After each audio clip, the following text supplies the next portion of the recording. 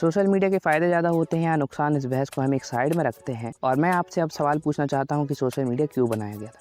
जाहिर सी बात है कि आप लोग कहेंगे कि लोगों की भलाई के लिए बनाया गया ताकि लोग इमरजेंसी में एक दूसरे से कनेक्ट कर सकें, एक दूसरे की हेल्प कर सकें, ज़रूरी इन्फॉर्मेशन शेयर कर सकें। मतलब कि इसे बनाने के पीछे एक अच्छा मोटिव था, लेकिन लोगों ने इसे गलत तरीके से यूज़ किया तो हम ये नहीं कह सकते कि सोशल मीडिया ने लोगों को बिगाड़ा है या बर्बाद किया है। एग्जाम्पल लेते हैं, मान लीजिए किसी ने चाकू बनाया है ये सोचकर कि सब्जी काटने में आसानी हो, लेकिन जब कोई वही चाकू से किसी का मर्डर कर दे तो यहाँ पर ना चाकू बनाने वाले की गलती है और ना ही चाकू की। यहाँ पर उस आदमी की सोच गलत है जिसने उस चाकू को गलत यूज़ किया।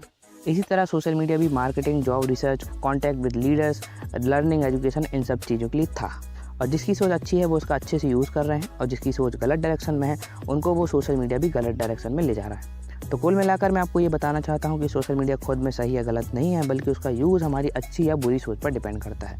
अच्छी सोच रखकर लोग इस सोशल मीडिया का जम का फ़ायदा ले रहे हैं, पैसे कमा रहे हैं, नई चीज़ इन्वेंट कर रहे हैं, सीख रहे हैं, मोटिवेशन ले रहे हैं, अमीर लोगों के इंटरव्यूज़ देख रहे हैं, फिट रहने के लिए वीडियो देख रहे हैं।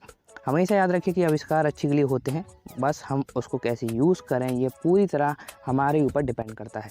मैं चाहता हूँ कि सोशल मीडिया आपका यूज़ करना बंद कर दे और आप सोशल मीडिया को सही से यूज़ करना शुरू कर दें। आज के लिए सिर्फ इतना ही। मिलता हूँ मैं आपको अगली वीडियो। अगर वीडियो अच्छा लगा हो तो ज़रूर सब्सक्राइब कर देना।